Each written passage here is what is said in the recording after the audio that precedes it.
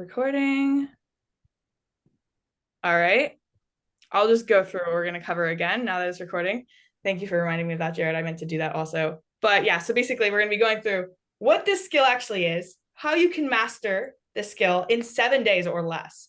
Like, I literally learned this skill in a couple weeks, and I'm going to get all into that story, but then how you can monetize it and take that skill from whatever you're making now to $10,000. It took me 30 days to go from 2K to 10K. So really quickly, you can monetize this skill. I think people put a lot of just ceilings on themselves as far as like how long it's supposed to take. At least I did. I personally thought that it was supposed to take like years of just failing and basically seeing no profit. And I just thought that was how business worked. So I put a lot of ceilings on myself. And it wasn't until I got my first client that I was like, holy cow, like you could just rinse and repeat that and make a lot of money really fast.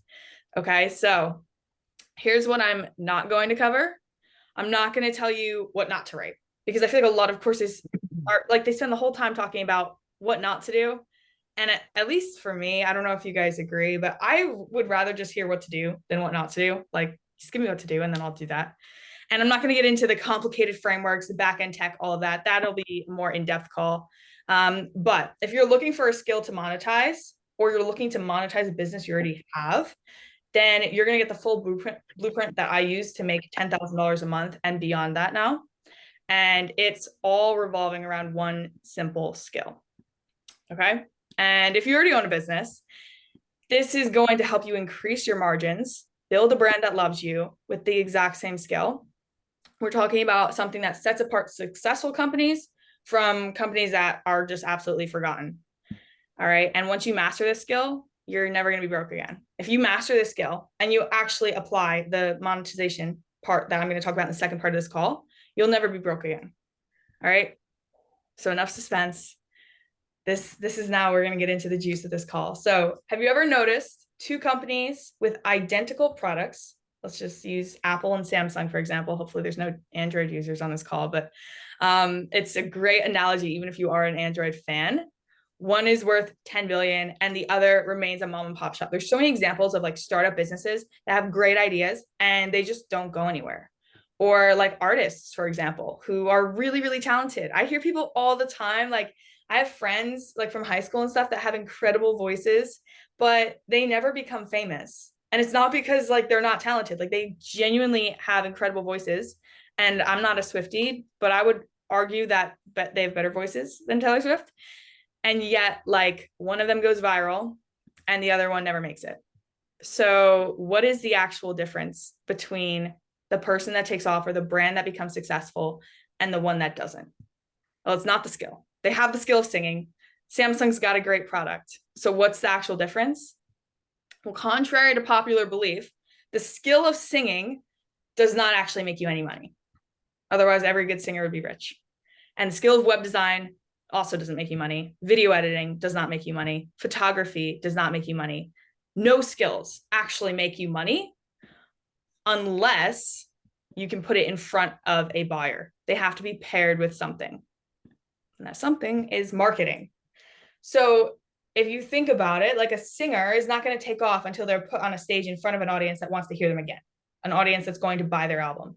A product is not going to take off and build a cult-like following unless it's put in front of an audience and properly branded to make people want to continue to come back and buy that product. So until any skill, service, or product is put in front of the buyer, it can't be bought. Pretty straightforward. All right. So 99% of that marketing that makes a product successful involves a copywriter.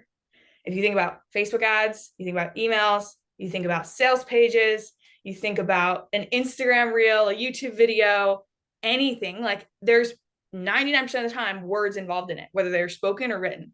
And so that usually involves a copywriter. Even like your most favorite YouTubers, a lot of them have their videos scripted by a copywriter. That's how their CTAs are woven into their YouTube videos.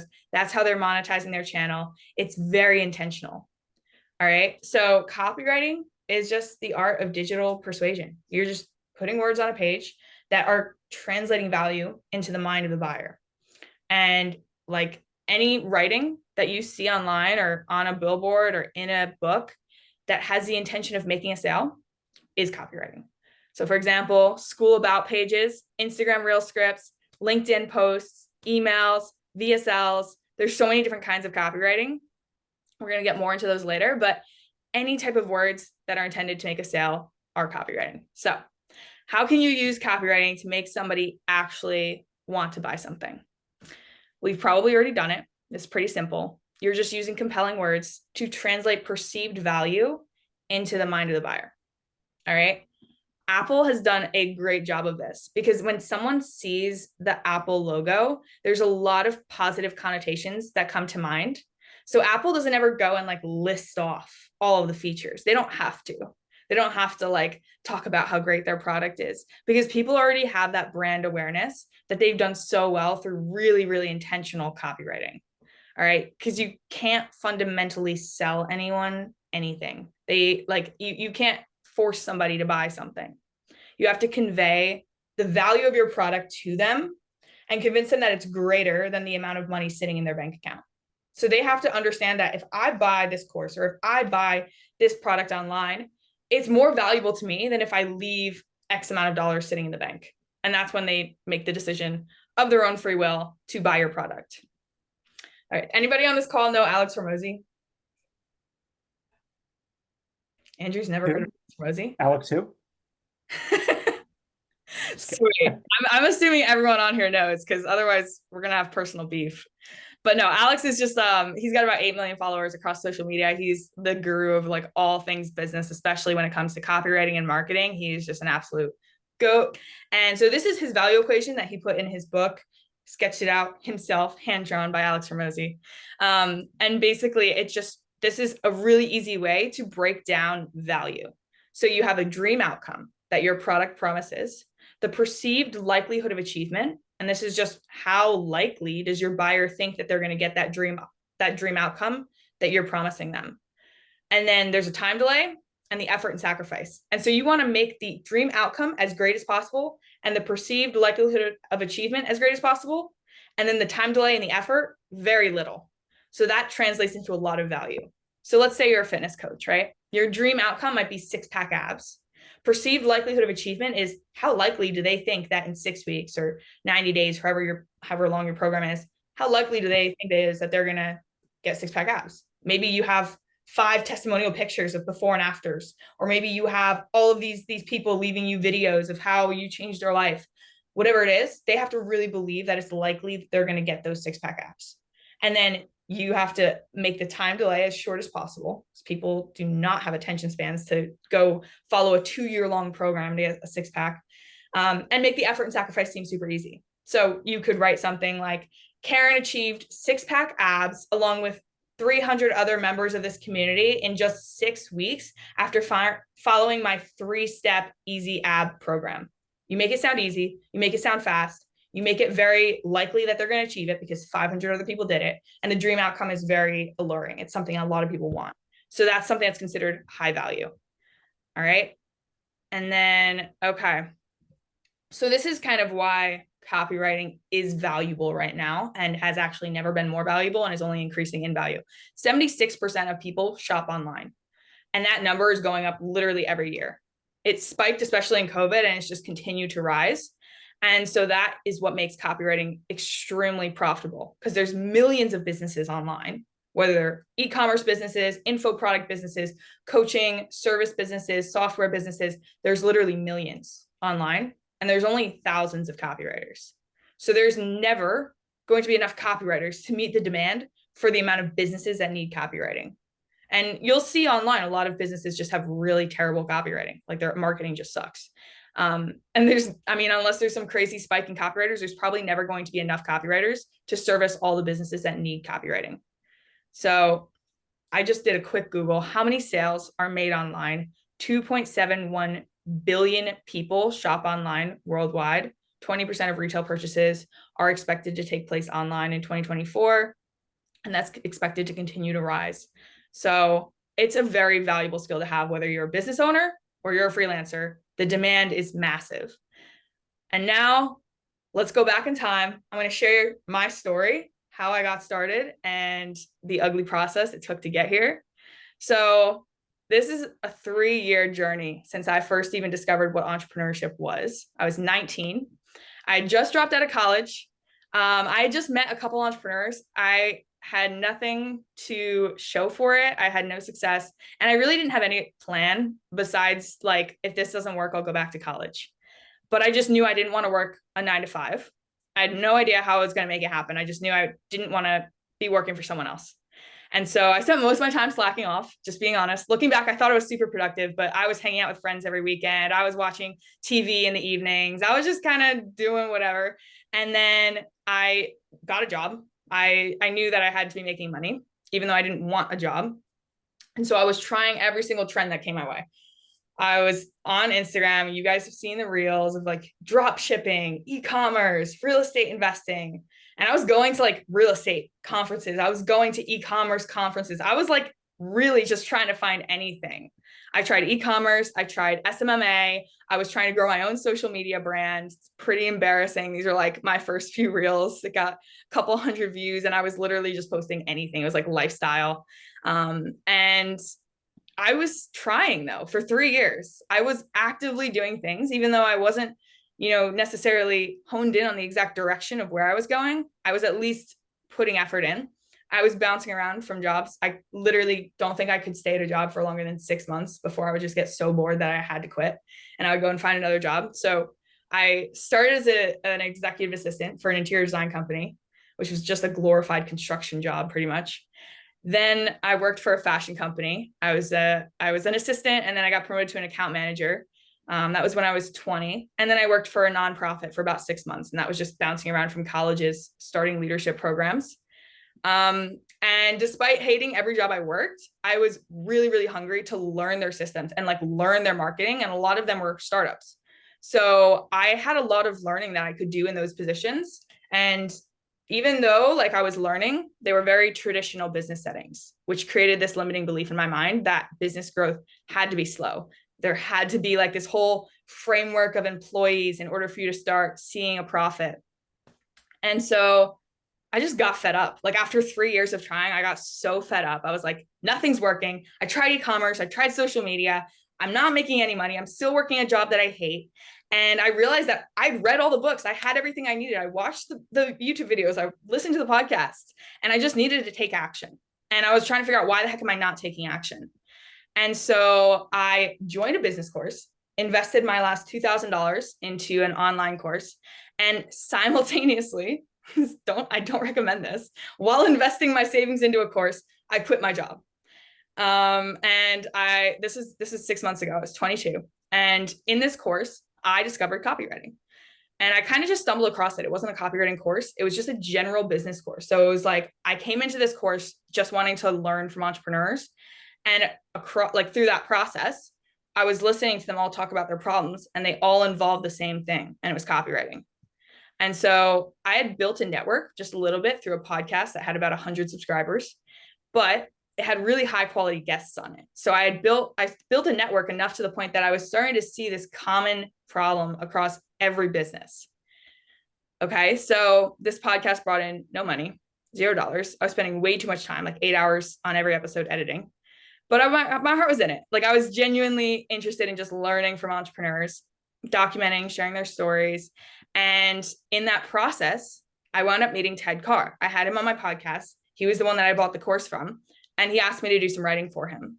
And I was like, yeah, sure. Like still at the time did not know what copywriting was, but I learned fast and I got really good really fast. And I made my first $2,000 in a couple of weeks. So I literally joined his course, and a few weeks later, I made my first 2K. And it was not a copywriting course. Like it was literally just a business course, but I felt rich. I was like, okay, cool. Like now I'm a copywriter. So whenever my family members asked, what are you going to do? Like, how's work going? What are you doing with your life? I was like, I'm a copywriter. Yeah. I make thousands of dollars online copywriting. And I had made a total of $2,000. So I kind of manifested that, but I felt like I was onto something. I was like, okay, that's one client. Like, what if I can keep doing that? So I started putting all of my time into reading and writing, and literally just like, I was subscribing to every newsletter. I was downloading every email that was good. I was rewriting it. I was practicing like just writing for fake clients every day. And I just went absolutely all in. I was like it was probably 14 hours a day to 15, 16 hours a day, especially when I was making that jump from 2K to 10K. I canceled every like hangout I had with friends, every date I was supposed to go on. Like I canceled every trip. I did not go on vacation with my family. I did nothing else. I was literally just writing. And I looked back at every conversation I'd had with my podcast guests and realized that copywriting was something every business needed. And it had become more and more valuable as more businesses had moved online. So I was not a natural. I started off with, you can see my original open rates. So 817 people is how many people this email went out to. 46% of them opened it, 7% of them clicked. I had another one, 35%, 2% of people clicked. Wasn't doing too good there. Felt kind of bad about that. But I was sending out so many emails that changed in about 2 weeks.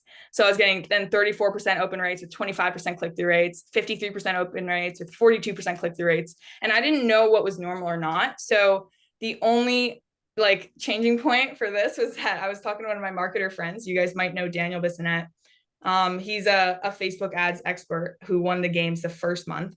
And so I was just talking to him about like the copy that I was writing. And he was like, oh, send me what you're getting. Like, what are your open rates? And I sent him this screenshot. And he was like, holy heck. He was like, the industry average is like 5% max. And so I was like, oh.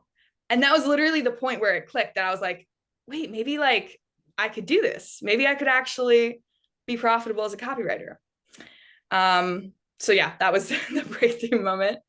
And I drafted up my outreach template, started signing some dope clients, some people that I had just met through networking events. So this is one of the brands that I work with, Tom Jordan. It's actually it's like hemp clothing that's fully grown on Indian reservations, really unique client avatar there. And this is literally the outreach template that I used to get my first client. So I said, thank you so much for coming on the podcast the other week. Wasn't even prepared for how much I learned from that. I'm starting to edit it now and taking notes as I do.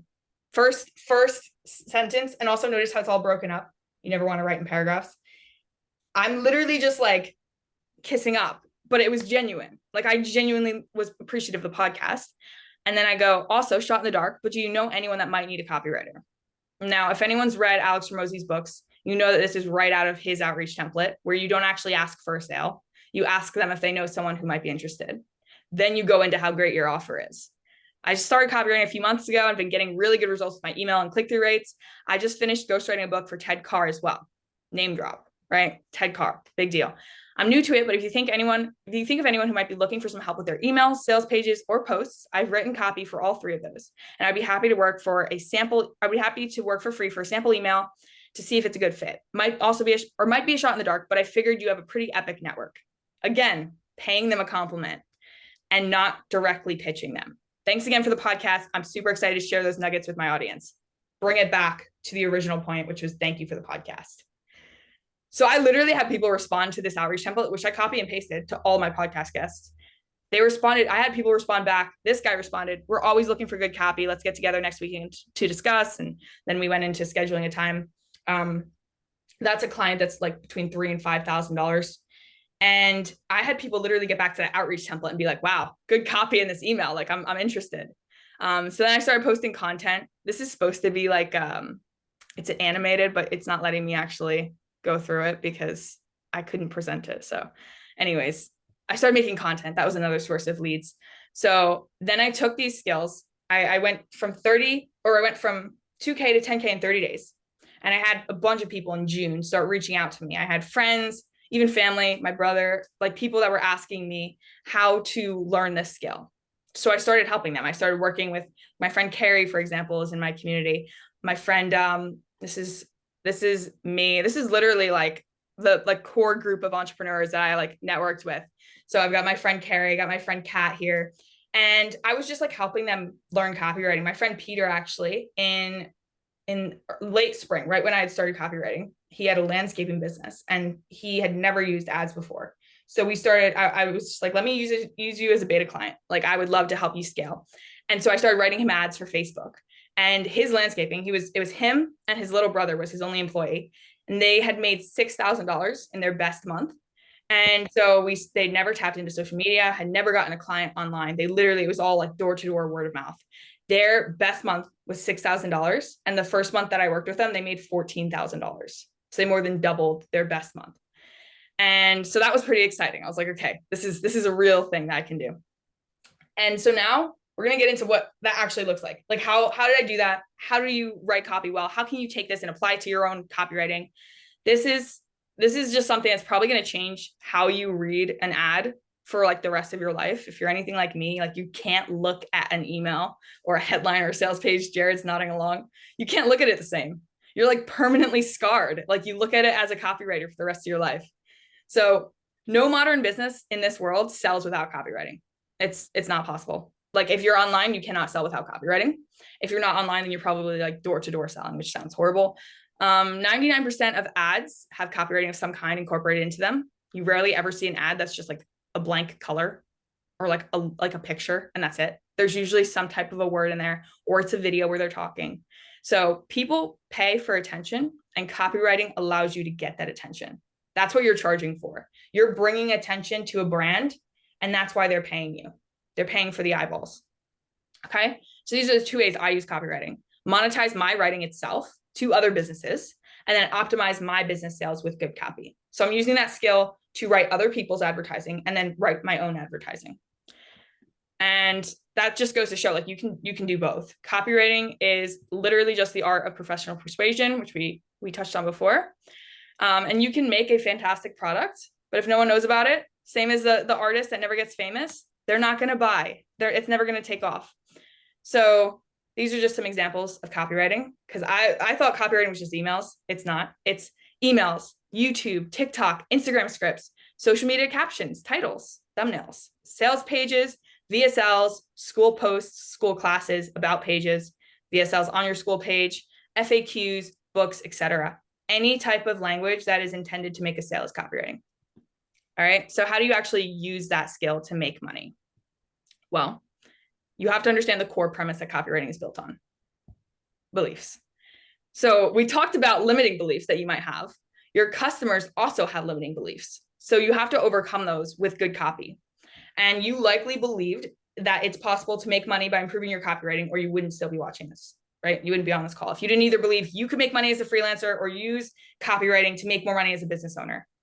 So everything we do is based on the beliefs that we have. I had to believe that I could learn business when I invested $2,000 into a course.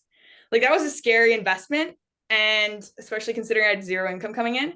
But I believed that I could learn from it. Otherwise, I would have never bought it. You believed your car would start last time you picked up your keys. Like everything we do is based on beliefs. So if you can alter those beliefs, then you can translate them into sales. All right. So here are some easy ways to identify the beliefs of your target market. Go onto Reddit. I did this for a client recently. I write copy for a client who has a community on transactional lending for real estate. And I don't know anything about that niche. And that you don't have to be a freelance copywriter. You don't have to actually know anything about the niche. Go onto Reddit, search some questions about the niche that you might have yourself, and find out what people are wondering. Like what are their objections? Like I think I just searched like, what is transactional lending? And then I searched how do I get into transactional lending? Problems with transactional lending, how transactional lending made me money. I just like searched all these questions, and I was looking at people's comments. I was looking at like the doubts a lot of people had, the objections people have, why you shouldn't get into transactional lending. And then I drafted a whole email series knocking out those objections one by one. And it's the perfect email sequence because it literally just goes and speaks right to the mind of the buyer. So whenever you read something, you're like, holy crap, like I feel like they just like wrote that for me. Like they just got in my head there.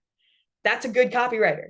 They identified the objections of the target market, and they went and they addressed it one by one. Another way you can do this is ChatGPT. Do not have ChatGPT write your copy. I've tried. It comes out terrible. Go on to ChatGPT though. And like, for example, I had a client who she's a consultant for fashion company. She helps people like launch and scale their fashion company.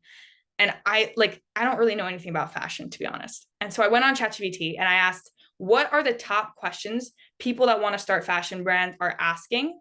And it gave me like the top questions. And then I literally just made a YouTube video built around those questions. like how to select the color scheme for your fashion brand, where to source your fabrics. And I just went through all the questions and answered them in the video. That video did really, really well. Another way, Instagram and YouTube comments. If you're working for a course creator or you're working for someone with a personal brand and they're trying to monetize that brand, go into the Instagram and YouTube comments on their content and look at what people are saying, look what people are asking, figure out what the audience is actually saying. And that's going to be gold for you to base your copy around. And then community posts. If you're working for people on School, this is a gold mine. School is so untapped right now. I exclusively work for people on School. Like that is my entire target market. Like I dropped and fired all of my clients. The client that I was doing the fashion marketing for, I dropped her, I think June was the last month I worked with her, because I was like, wow. I work for Max Pearson now. I work for Ted Carr. I work for Farhoon. So those are all School Games winners. And there's so much money in that industry. So just a nugget there. This is a great example. I don't know if it's going to let me click. I have this in my School community, my personal swipe file. And just going through this, the subject line, would you like me to hand you a $30 million profit blueprint for free? It's kind of long for a subject, but it catches your attention. Okay. And then this email just goes into him like adding value first and then selling his course, but from the desk of Ryan Deiss. So it feels like super authentic. He goes through the promise. He starts the email off with what you can gain from this. Then he actually gives you like some juice. He gives you the information. And then at the end, after he's giving you all this information, proven that he knows what he's talking about, and knows like the solution to all of your problems. He's addressed every problem one by one. Then he presents his solution. And by giving away value for free, this also goes for School, for everyone on here that has a School community. When you give away value for free, it just establishes you as the authority in that space. It establishes that you know what you're talking about. And if you're giving away all this stuff for free, your paid must be even better. And so that's why I have a free community. A lot of you guys are in my free community. I also have a paid community. And my paid community, the difference is that the information is the same in the free and the paid, but the paid community get to work with me one-on-one, and I help them find clients live. So they get access. And that's the difference. But the things you'll notice in a good email are a hook, something that disrupts the reader's day. It's in competition with literally like TikTok, Instagram, Netflix, their family, their texts from their friends, and notifications blowing up their phone. You're in competition with everyone and everything. It's not just the other emails in their inbox. So you need to hook the reader's attention, build intrigue so they keep reading, and then persuade them at the end, translate, like we talked about earlier, the value of what you're offering. All right, so here are some templates. You guys should write these down or just go back and watch the recording. These are really helpful templates that you can follow when writing your emails to literally just like lay it out for you exactly what you need to address. DIC stands for disrupt, intrigue, click. Kind of like what we talked about on the last slide. Disrupt their day. It could be something absolutely crazy. It could be a subject line that's just like weird. It could be something that's like a really intriguing promise. It could be a case study. Like I sent out an email, how to make 10K in 30 days. Here's how I did it, or like quick start guide. That got a lot of clicks because it was just like a big number, and it was like clearly something that I had done. So they were going to get to hear an actual story about it. And then building intrigue with every sentence that you write. Every single sentence has to have a hook. And at the end, what should they do with that information?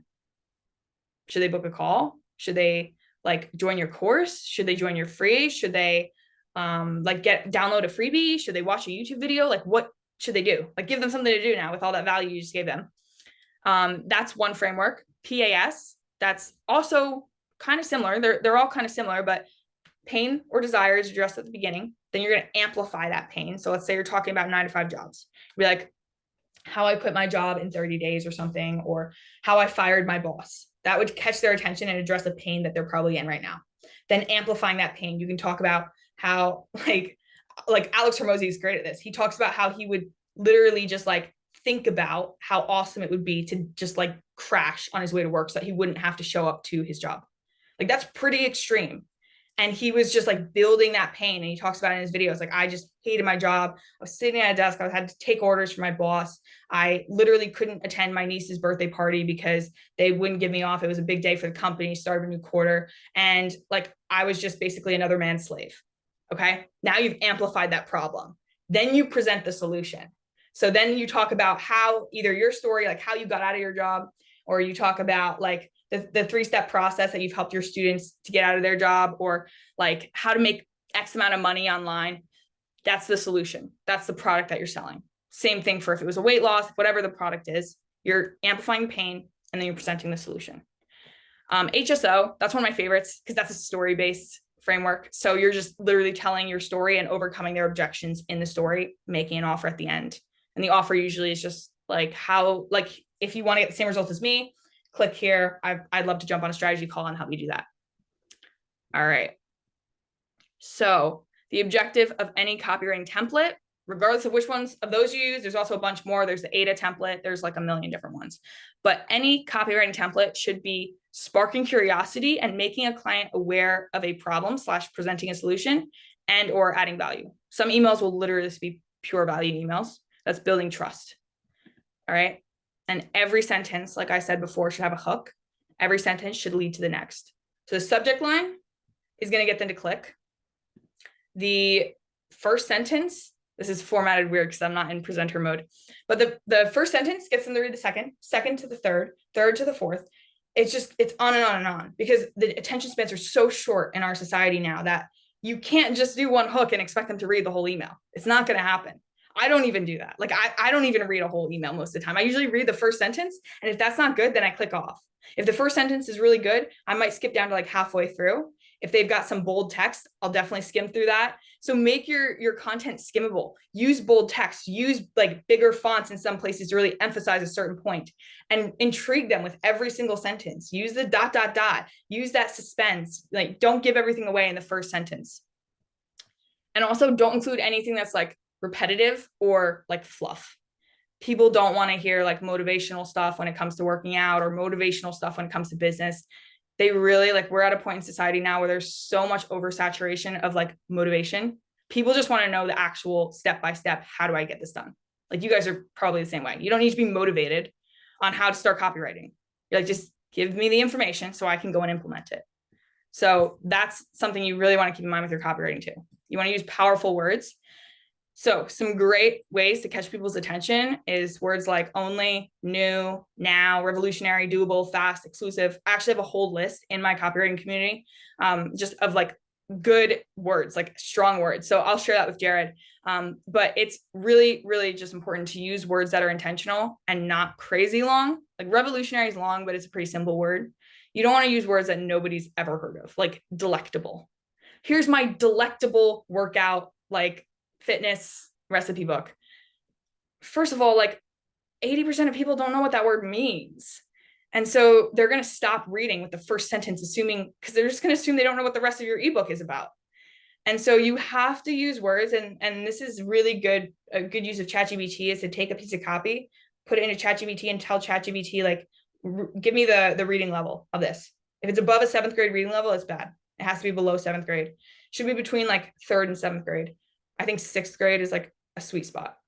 And the point is like, it's not that people are dumb. It's not that they can't read above a 7th grade reading level. It's just that they don't want to. Like they're seeing your ads outside of school, outside of work. They don't want to use brain power to have to read your ad. They want your ad to just give it to them straight. Okay. So that increases the perceived value of what you're offering. If you can use words that make it seem like it's this new solution, if it's something that's fast, again, you're eliminating that time delay. Super valuable. Okay. So you can get good at this a lot faster than you think. There's only one way to do it though. The only way to become a good copywriter is to become a bad copywriter first. So the secret to good copy that all of my 6-figure clients have used to scale their businesses beyond 100K. I have multiple clients that do over 100K a month. Max Pearson, for example, does 150 plus per month with multiple online businesses, but primarily through school. They never promote their process. He's never promoting, here, I'm going to give you 6 weeks of practice work where you can really learn and memorize a bunch of stuff. And you're going to get all of like this, these templates, and you're going to get all these guides. And no, like people just want to know, how can I make 10K a month? So that's what he promotes. He's like, make your first 5K with school. That's the deal. And it's not because there isn't a process. There is a process. You're probably going to spend 6 weeks learning and working and studying before you make 5K. But you only want to talk about the end result with your copy because that's what people pay for. Okay. Nobody buys work. They buy dreams and they buy problem solved. So now let's get into the fun part, finding clients. There's 2 ways to find clients, and one of these is better. You guys have probably heard of number 2, cold DM, email, call people, send a bunch of outreaches. To be honest, it kind of sucks. I never did this for copywriting, but I did do this for my e-commerce brand and it just sucked. And so I stopped and I never did it again. The other way, and people don't realize that this is an alternative option, is to network with people and add value. And it doesn't mean you have to spend like 6 months becoming best friends with someone, but it just means you're approaching that relationship in a different way. It's not mass marketing. It's much more like one-to-one. And it's actually a lot faster to get high paying clients that way. So I've never sent a cold DM, email, text to get any copywriting client, and I'm not special. Like a lot of other people are doing this in my course. There's a far better way to build a business around copywriting than spamming people. And just to be honest, like anybody on here that's here for copywriting as like a freelancer, you're probably not going to do that for the rest of your life. There might be like an exception here or there, but generally you get capped at about 40 to 50K a month. So at that point, when you hit that number, you're either going to scale to an agency or you're going to probably scale to just marketing your own product. You're going to develop a product based on all the other companies you've worked for and all the ideas you're probably having. And you're going to scale beyond just copywriting. You're going to scale to like marketing your own product. And now, how much can you actually charge? That's the wrong question. The right question is how much money can you make for your client? So I went over this on a call actually with Hunter last night. We were talking about this. And if you go into school and you go onto the discovery page and you find a community that has, let's say it's a paid community, that this is just an example of a community I saw. They had 68 members at $99 each, right? So I don't know what the quick math is on that. They're probably not all paying $99, but let's just say they're making about 6K, right? They also had a free community with like 4,000 people in it. And generally, just from my experience working with school games winners, it's about 10% of people that go from free to paid. So 10% of 4,000 is 400 people. They should have 400 people in their paid community, but they have 68. So that's 332 people that are not in their paid community that should be. And they're probably not using email marketing. They're probably not fully utilizing the posts in the free community because they're probably so focused on the paid. So they're missing out on a massive amount of money. We did the math, it was $40,000. So as a copywriter, when you find a community like that, you now have a $40,000 solution that you're probably pitching to them for about $3,000 a month. And that's $40,000 MRR, not a $40,000 one-time lump sum. $40,000 of people that are in your community, that's $40,000 every single month. So from our standpoint, that's a freaking good deal. To pay someone $3K to make you $40K a month, that's a really good deal. So if you find gaps like that, where you can solve that problem and make them money, you can literally charge just whatever you want, so long as you're making them more money than you're charging. So your job is to just fix their conversions. And now, if you're totally new to this, like I know some people on this call have years of experience, some people on this call have never had a client. So if you're a total noob, what's the first step? It doesn't need to take you more than 30 days to get your first client. It didn't take me more than 2 weeks. And it's all based on how you're actually like going about it. If you're doing cold outreach, it could take you 1 week or it could take you 6 months. Like I know people that do cold outreach and it takes like, I'm working with this one girl that I met in Cardinal Mason's course, and she's been copywriting for like over a year and she hasn't gotten a client. So she's been copywriting, she's been practicing, but she's just been sending out copy paste templates. And that just feels super disingenuous to me, copy paste templates. So, I mean, I don't like that. So I am really big on like build a brand on social media. Number one, doesn't have to be a big brand. A couple hundred people can go a long way. I've made over 4 sales for my YouTube and I only have 300 people subscribed to my channel. And 4 high ticket sales is a lot of money. So that's one way, social media, YouTube, Instagram. YouTube's the most powerful. Second way is in-person events. So I started flying to business events at 19 years old. I didn't know what copywriting was till 22, but I already had that kind of in my blood. Like I'm going to go to these events. I'm going to show up live. I'm going to get around people and I'm just going to learn. Like I'm just going there to learn. Like I want to hear what your business is about. What are your goals? Why did you start? What are your problems? And put myself in environments where I'm associating with entrepreneurs. So I was flying across the country alone at 19 years old to go and meet entrepreneurs. And I still do that. Like at least once a month, I'm on a flight to go to some kind of a meetup in Vegas or in California or in Florida, wherever it is, I am at these events regularly. And I'm usually booking, like, originally, before I was making money, I was booking flights with like my last savings in the bank. So it wasn't because I had all this money to burn. It was just because I was desperate to get around people that were in a different position than I was, that had the life that I wanted. So in-person events is huge. School is probably like the kryptonite of networking. I don't know any other place. I don't know any business networking event in person.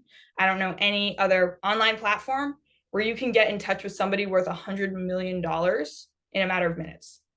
Sam Ovens is on that platform and he's active. And you can go across the people on that platform. The amount of millionaires on there is actually insane. Like, once you start to post in the school community, or you start to just do even a little bit of networking in one or two communities, the amount of people that you have access to is insane. So this is what I'm offering. I'm a copywriter. Like I said, went from 2K to 10K. So I have a community that I've built around helping other people get started in copywriting. Jared is a part of that community, and Hunter, you're a part of that community also.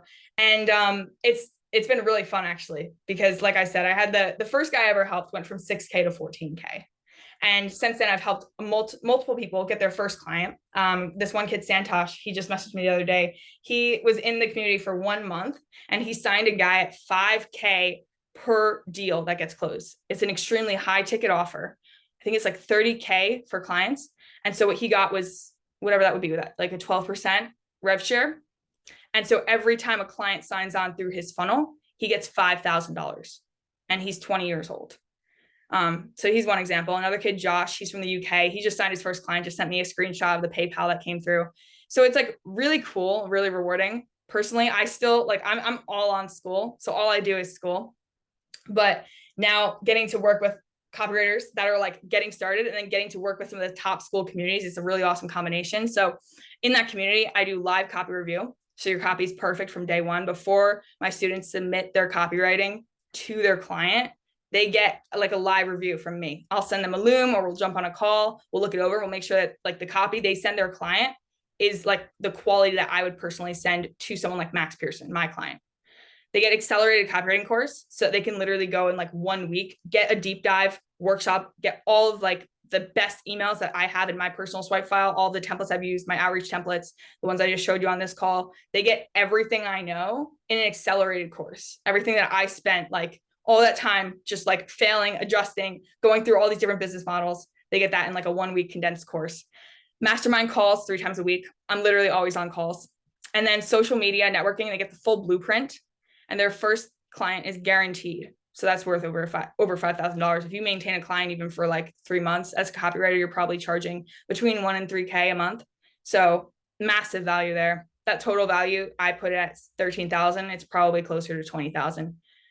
But that's not the only thing, because I want to win the school games this month. So I decided to kind of go against some people's suggestions and make a crazy offer. But I'm going to personally set up the next 5 people's social media funnels valued at $1,500.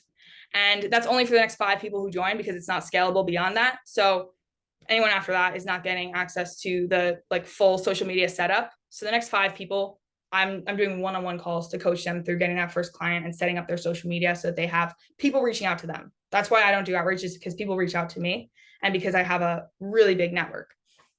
So if you want to be like Josh, who just sent me a screenshot of his first PayPal, or Shane, who's pitching a client on $2,500 literally right now. I don't think he's on the call right now because he's on a sales call. I'm going to check.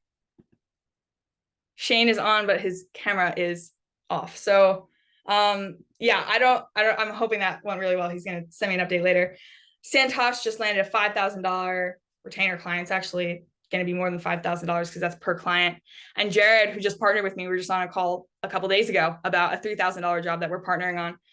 If you want to be like them, the offer will be available for the next 5 people who join. I'm going to drop the link in the chat, and anyone who has any questions on everything we just covered, literally just either unmute, type it in the chat, or yeah, those are the only options. Unmute and say it, or type it in the chat.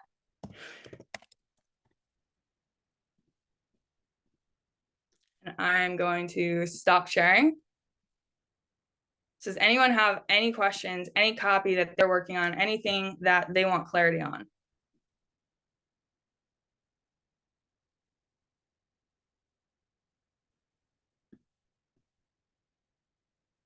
Don't all go at once. I don't know why Felix, but you're just on the front of my screen. Yeah. Like you're meant to. I have a question. So my question is how do you, or do you have any experience with not English speaking clients? So this might be a thing, because when it comes to, yeah, let's say copywriting, you have to be very precise and so on. So what is your experience and view on this? Yeah. Yeah, so I do work with one guy who is from Italy, and basically I just review copy and I will give him tweaks and he'll translate it and then basically take what I say and he'll put it into the actual text, but I'll write him out the template and then turn it into like copy in his language. And he has to do the proofreading basically, but like right up until that point, I do everything for him. I have another guy that I've worked with who is a Spanish speaker, and it's the same thing where he like writes the copy. He wrote his about page. I went in there and I just like fixed everything. I was like, whoa, this is so long. What does this say? We fixed it and we like went through everything. I was like, okay, that doesn't need to be there. We can go. It's the same principles in any language, so it's really applicable regardless of what your language is. It's just it's applying those same principles, and human psychology is the foundation of all copywriting. You're overcoming the doubts that just come naturally to people's minds, and they're the same no matter what part of the world you're from. So taking those principles and applying it from one language to the next is really simple. I also have a student, Santosh, and I believe his native language is Pakistani, and he's just like completely learned English to become a copywriter. So yeah, definitely I've worked with people on both sides, both in the coaching and on the client side, who are, you know, not English speakers, because it's the same principles. Did I answer your question? Yeah. Sweet. Heather, I see. Are you focusing on emails mostly, or are you working with people who are also writing ads? I do work with people that write ads. I've written a couple ads. I wrote like ad scripts for Daniel Bissonette. I have written ads for my own personal brand as well, as far as just like the ad creatives.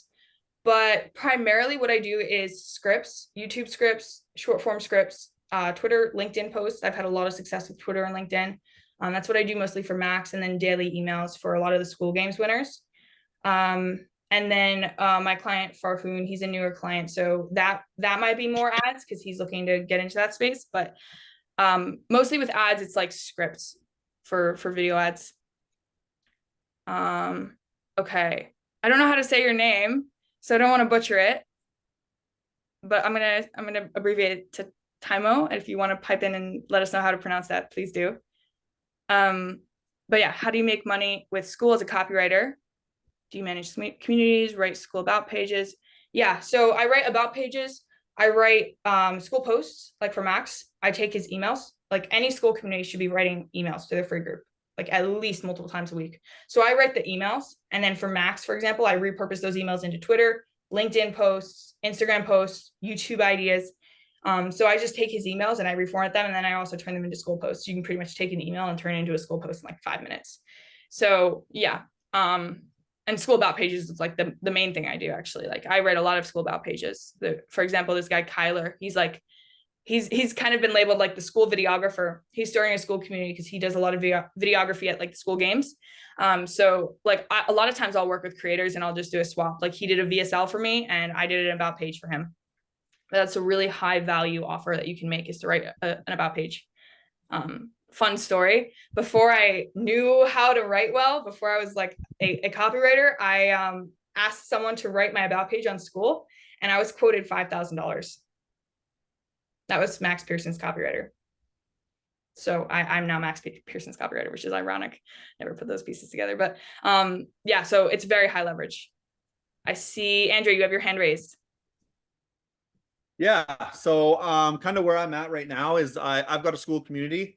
My school community is around helping men get sober and stay sober.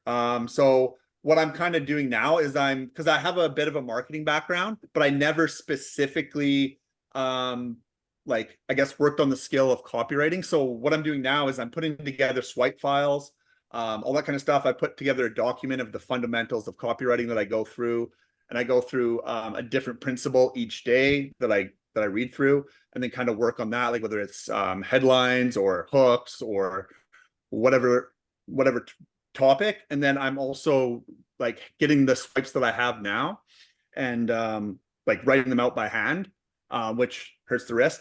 But so I'm kind of starting there. But a question that I had for you is because I just ended up getting a swipe file from some other guy. He's a pretty big copywriter. But some of the copy or the swipes that he gave me is like, I feel like it's super old, and like when I'm reading it, I'm like getting bored reading it.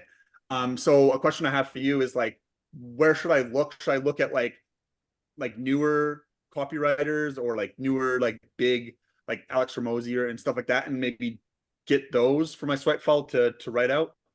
Yeah, go and subscribe to people's newsletters. Look up like coaches in your industry and go through their funnel so that you get on their email list. And then also like bigger coaches, like people like Frank Kern, people like Alex Ramosi, definitely get on their email list also, but that'll be less applicable because Alex Ramosi is leveraging an audience of 8 million people, which is, it means his copy can be crazy bad, it can be crazy good. It actually doesn't matter. People will buy from him no matter what. So I would look for people that are like closer in size and are definitely like a few steps ahead of you, are established in the industry, but in a similar niche to you, and subscribe to their new newsletters.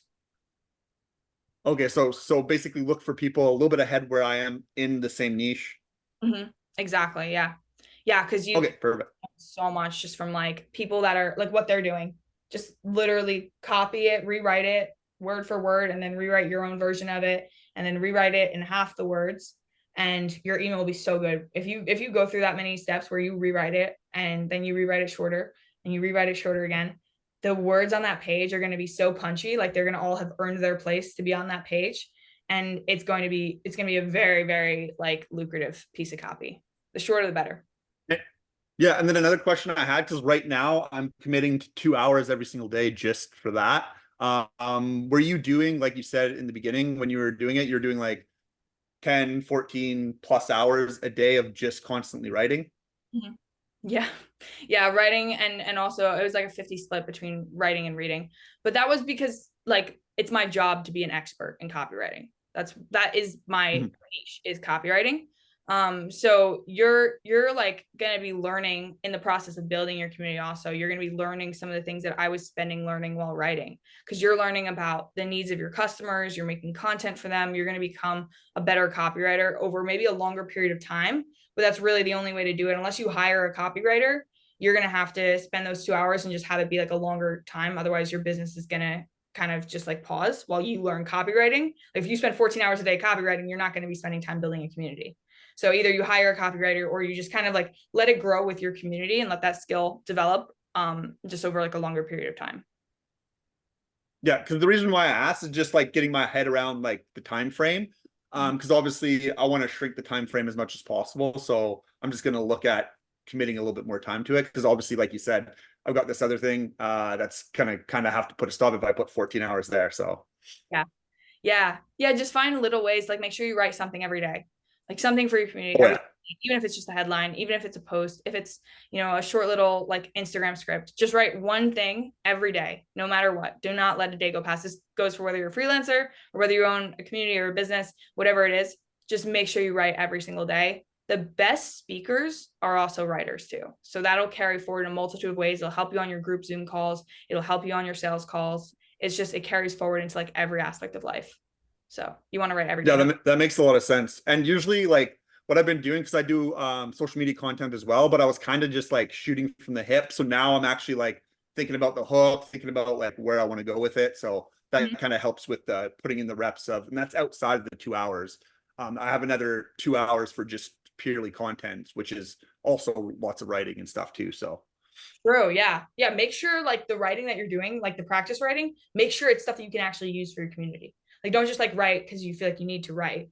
Like write stuff that you actually are then going to go and add to your email sequence, or you're actually going to go post on social media, so that like you're killing two birds with one stone. You're building your community and you're getting better at your copy, because you're going to be bad awesome. Yeah. at it. So yeah. Yeah. Awesome. Yeah. I appreciate that. Thank you. For sure. Any networking strategy for beginners who used to cold DM or cold email? Yeah, I would say go to in-person events, join school communities, join mastermind calls, even if it's a low ticket paid community, it's worth it for the networking.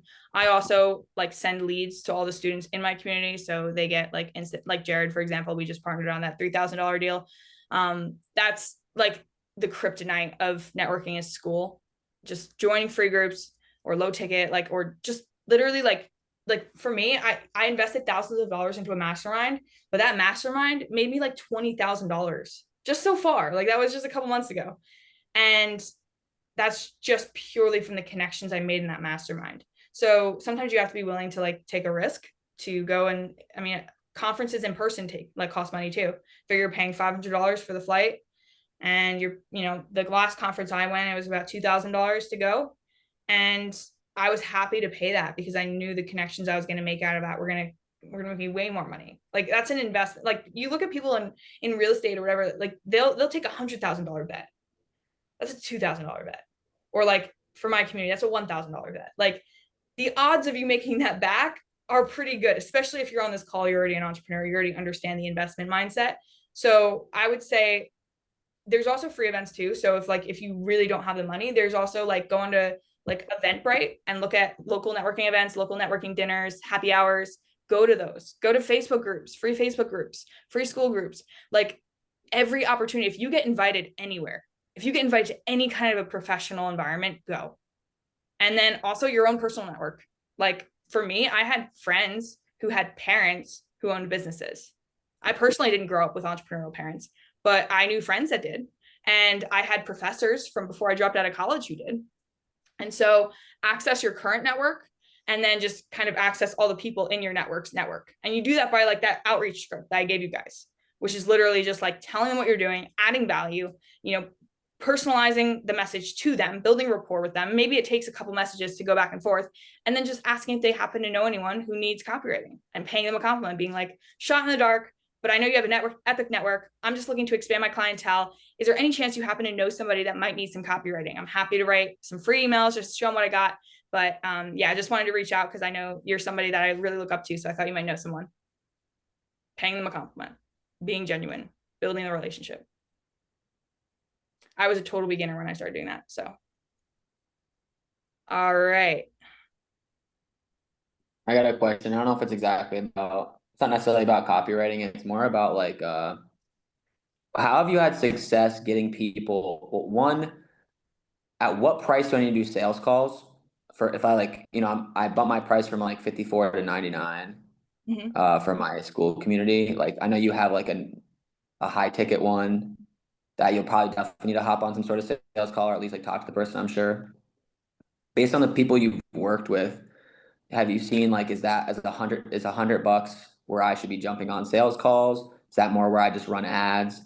And then if so, how have you done that sales process? I know like you've already given me a lot of value. Is it like just giving them value and then they wanna, you know what I mean? I mean, are you asking like what the goal, like how to run a sales call? So I guess it'd be like twofold. Like one, have you seen I'm sure if it's 50 cents, if it's like $1 product, you don't need a sales call for it. You know what I mean? Like one, based on the people you've worked with, have you seen like a certain price point where people have done sales calls? And then, so that's like one question. And the second question would be like, how have you been successful with like, landing a client, right? Like with maybe your high ticket, or, what's been the process that's worked for you? Great question. I've only had 2 sales come without a sales call, and one was $7 and one was $13. And I increased my community to $150, and every single one of those sales was via a sales call. And even, I like, that was when I was building a community with Daniel Bissonette. It was like a procrastination community. Every single one of those people I had to jump on a call. It really wasn't scalable because I think I was on like 20 calls or something. And I made $1,500 in a week, which is not a lot for the amount of calls I was on. It was a good close rate. It was like 50%, but like the amount of time, like they were hour-long sales calls. And then when I increased the price, or when I created my other offer, because it's a completely different community, the copywriting offer, that I just started that off as $1,000 because I was like, that this is probably worth more like $4,000 or $5,000, getting them a client and all that. And it was the exact same process. It's the exact same amount of time on a sales call, sometimes even less. It was like, I've had sales calls that are 30 minutes. for a $9.99 offer. So if your offer is good, it shouldn't take a long sales call, but it probably will take a sales call. I like even Max, he does sales calls. I think his community is like 120. And he has a massive personal brand and he still does sales calls. He has some people that buy in the DMs, but they still have to have, like, you could definitely do DM sales with $100 a month. But generally, the people that don't have to do sales calls have massive personal brands, like Jason Derulo. He doesn't have to do sales calls. He also only prices his community at $5 a month, so that's part of it. But yeah, no, I think if it's $100, you're probably gonna want to get on sales calls, and it's gonna be valuable to you just to know the objections that most people have, so you can tailor your community around that. But set a good frame. I went through with Hunter, I went through with my student Shane earlier today, and we literally drafted an entire sales script for him, like from a copywriter's perspective, like a really excellent sales script. And you want to make sure you have that when you're going into a sales call, like a really great way to frame the call and make sure that it's not going to go longer than like an hour. Like that's the absolute like longest it should go. Yeah, right now I'm doing like, I try to copy like Max and do the calls from the free group into the paid. Like he has like, I literally just copied Max's free group, like as far as like the layout. And it was like it was like 15 minutes where I gave like, I think it was too short because I couldn't like, after I gave value, I didn't have enough time to like, you know, even like show them the course or recommend anything. But also I guess would running, you still run ads though, right? Like you still run ads, but would I run an ad to booking a sales call or would I run an ad to just buying? You know? You'd probably have to that. I haven't seen anyone be successful with running ads directly to the School About page ever, actually. I know there's people that probably are, like if you join the Ad Lab school community, you could probably learn a lot more about that. I'm not like an expert on that, but yeah, I mean, it's dependent on your offer and your target market. So there's not like a one size fits all answer on that, but you really just have to test it. All right, that makes sense. And then I guess I got one more copywriting question. For my emails, do you find like a good ratio for like ask to value emails? Like Yeah. how often I should be asked versus value? I mean, there's no reason you can't have a call to action in every single email. It just has to be like phrased properly. It just has to be the proper call to action. So like sometimes in Max's emails, the call to action is literally us just giving away a free call, but we always frame it as like, this is a gift. It's not us trying to get them on a sales call. It's us giving them a free school setup call with a school specialist that normally would cost $997. So it's about how you frame things. But like your call to action could be as simple as like, here's a great video that I found on like, here's, you know, the newest wrestling technique or something, because that's your niche, right? It's like wrestling. Yeah. So your call to action should just be different in the different emails, but there should be value in every single email. Every single email. They should be looking forward to the emails coming in their inbox from you because they know they're going to learn something and they're excited just to read it. So every single email, like if you're writing 4 emails a week, should have value. And I would say 3 of those 4 should be like mainly focused on the value. And then 1 of those should be mainly focused on like marketing for an upcoming event or for your sales call or, but like, you're probably not going to like directly pitch them to the paid community in any of your emails. It's always going to be like pitching them on a call, or here's like an asset that you would really like access to, and then it takes them to the paid community or something like that. It's all just like framing it properly and like always making it seem like it's a gift. All right. Thank you. No problem. Cool. Any other questions?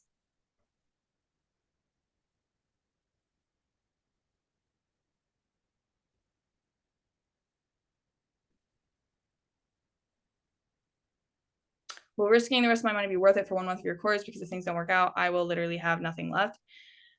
Harry, that is contingent on you taking action. I prefer not to work with people where they're like putting everything into it. I would rather you join my free community, get all the resources you can out of there, make some money first, and then join when you're ready to like scale up with some high ticket clients. I mean, I can tell you from my experience, I made it happen in 2 weeks because I invested everything I had into a course. and I didn't have a choice. But most people are not wired like that. Most people make really bad decisions when their back is against the wall and they have no other choice. I knew that I worked well under pressure, so I did that. But like, I'm not suggesting that other people do that, because that was kind of a risky move on my part. And I didn't have kids. I didn't have a family to take care of. I didn't have like a mortgage to pay. So I would say that is probably going to be a no from me, is like, just join the free community, get all the resources I have there, maybe get a client or two so you can make some money.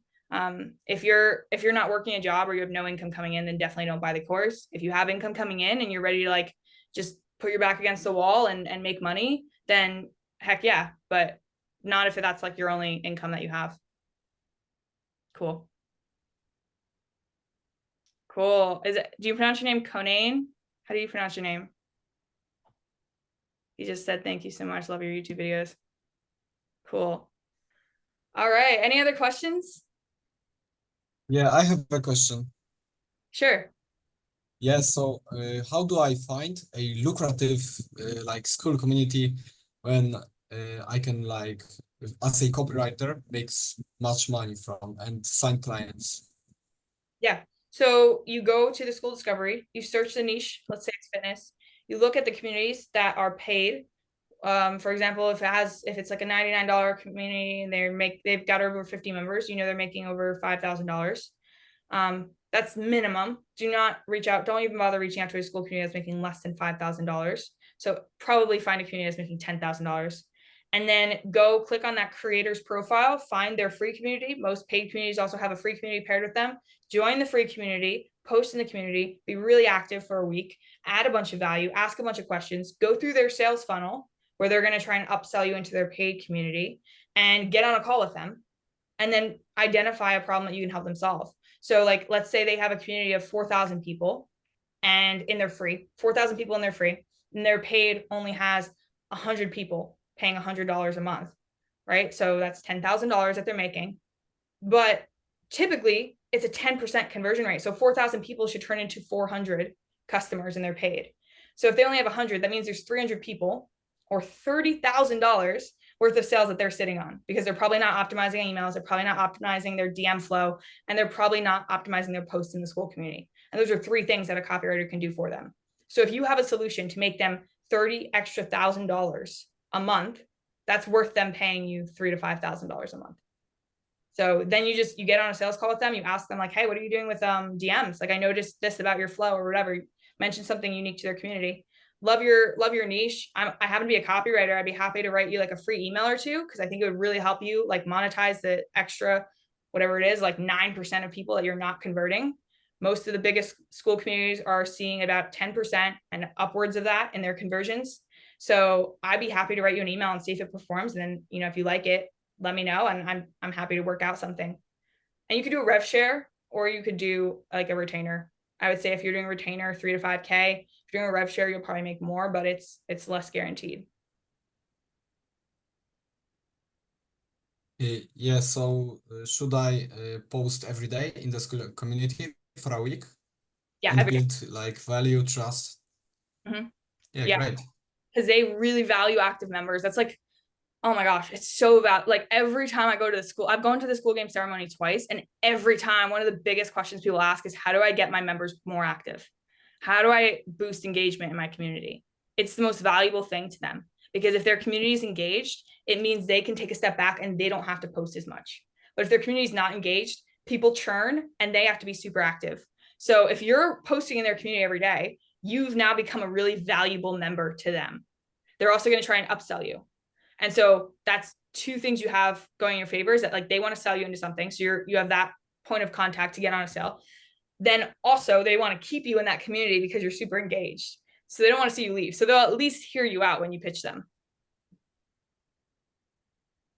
Yeah, great. So my tactic for school is like basically just offer something they want. For example, coaches who has 1K program, I just pitch them with my offer like I get you 5 new school members in the next 30 days, or you don't pay.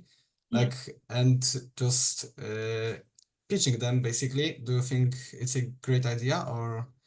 Should I change the tactic or I would say it's okay? write them a free email, see what the conversions are, ask for if they have a CRM, just like get access to the CRM so you can track it or have them send you the stats and just schedule a follow-up call before you even send that email to them. So like you're getting back on a call with them. Schedule that follow-up call after the email to review how many sales they made from that email. And then and you can track that either through like a call link or just a direct link to the school community. I would say like that depends on the price point, kind of like what we were talking about with Ebed before. But yeah, I would do the free email first, then I would pitch, and I wouldn't say 5 clients because if you put a number on it, like 5 clients for a high ticket coach is a lot of money. That's $5,000. But 5 clients for a coach that's selling a $60 membership, that's not a lot of money. So I would say focus more on like the percentage. Like I'm going to help you convert 10% of your free community.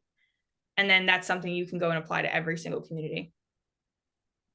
Yeah, that's great. Thank you very much. For sure. Do you know much about writing blog copy? I've got a client who wants me to write 1 blog every fortnight, but I don't know how to even start writing blog copy. Yeah, I write blogs for that client that one of my first clients, the fashion brand, I was exclusively writing blogs for them once a week. And like the goal of a blog is really to help the website rank better. It's like SEO. Like you just want to get like certain words in that blog. And I used it just to like tell the story of the brand and come from different angles, talk about upcoming things in the brand. But then also I would just go onto Reddit or go onto ChatGPT, and I was doing market research to figure out like what are interests that their target market has outside of fashion, outside of like these hemp grown t-shirts. What are other things that people like that are interested? I found out they're interested in nature. They're interested in hiking. They all really love to travel. Most of them eat organic. So I also wrote blogs about that. I wrote story blogs. I wrote just like educational blogs, value add blogs. Basically, I was doing all this research for their target market and then compiling it into blogs that were just like a genuine value add. So yeah. And blogs don't have to be super long. They can be like 3 paragraphs. Again, shorter the better. Like if you have to repeat yourself, it's not a high school essay where you have to hit like 300 words or something. Like you just write like what's relevant to the topic and then close it out as quickly as possible. Put as much value in as little words as possible.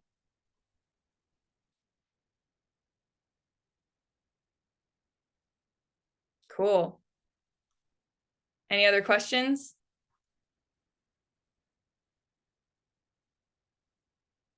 Jared, did you have any comments? Closing statements? No, just guys, Patricia knows her stuff. I used her methods with the podcast. I have a YouTube channel, so I have like 15, 20-minute conversations with entrepreneurs on my YouTube channel. And one of those conversations led to me being a sponsor for the biggest entrepreneurs network here in Arizona. So I write my emails for them, and then they promote my work to their massive network of entrepreneurs. And then another one led to me doing some work that I'm continuing to do for a marketing agency. So literally just those 2 conversations that I had, thanks to the advice given to me by Patrice, have landed me some pretty great clients. So like I said, she knows her stuff. Yeah, Jared, you're a killer with copy. You guys are all like lucky to be part of his community. He's absolutely like just adding value every day. I come in here and I'm like, cool, this is like, it's like refreshing to go to another community and be like, awesome, like other copywriters. I love this. Cause copy is just, it's so fun. It's something I didn't even know I was doing for like 3 years. And then I like found the word for it. And I'm like, oh my gosh, like there's other nerds about this. Epic. So yeah, super cool seeing you grow, Jared. It's exciting. Thank you. Yeah, cool. All right, any final questions? Otherwise, I think we'll wrap up. Alrighty. Well, you guys. Oh, I have last question. go for it. Really quick. Do you think scheduling a call with business owners who has like links to schedule a call to sell you something is a great idea as a copywriter? Like, is it like something rude? I would say. No, it's not rude unless you're rude about it. Unless you Like, waste time. If you're genuinely not interested in what they sell, then probably don't get on a sales call. yeah, like I was thinking about like I'm not their dream customer, but I will schedule a call with them and pitch my services. Like, you know what I mean? Or not? Do. If there's no chance that you're going to buy their service, then you're wasting their time by getting on the call. I would rather just be upfront about the fact that, like, hey, like, I noticed this about your sales flow that could be really optimized. I'd be happy to write you some free emails, or I'd be happy to tweak this for you, or write you a new about page. Just because I love your niche. I'm not actually interested in buying the service, but I'd love to show you like what I could potentially do. And if it's valuable to you, like, happy to jump on a longer call and like work out the actual game plan. But for now, I just wanted to add some free value. But don't pretend to be interested in their product, because that's just kind of shady. Yeah, okay. I get it. Thank you very much. For sure. Cool. All right. Well, it was great hanging out and meeting all the new people here, seeing Andrew, seeing Felix, all you guys again. And I will see you guys on future calls, hopefully, if Jared has me back.